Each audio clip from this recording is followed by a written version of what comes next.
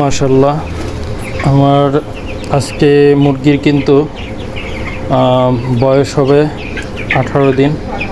তো ওই যে সকালবেলায় এখন 8টার সময় আমি আগে ড্রামে ফিড এবং ভুট্টা ফার্মেন্টেশনটা মিশ্রণ করে রাখি। তো আজকে আপনাদেরকে দেখাবো অভিনব পদ্ধতি।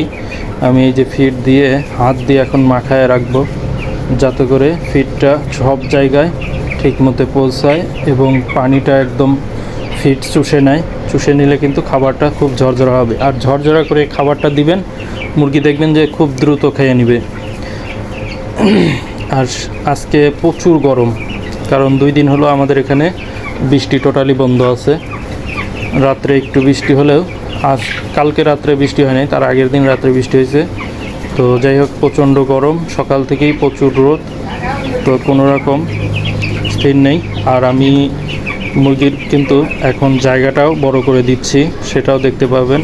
এই যে জায়গা অলরেডি বড় করে দিছি, এখন দেখুন সম্পূর্ণ জায়গা বিস্তার করে আছে। আর এই পাশটা একটু জায়গা আছে, এই জায়গায় আমার কিছু মাল সামানা আছে, তো আমি এটাও উন্মুক্ত করে দেব। হয়তো আর 4-5 দিন এখানে এইভাবে রাখবো, কারণ মুরগি আমার যেহেতু 193 পিস, সব জায়গাটাই আমার ইউজ করতে হবে। আর মাশাআল্লাহ মুরগি সবগুলো সুস্থ আছে, দোয়া করবেন।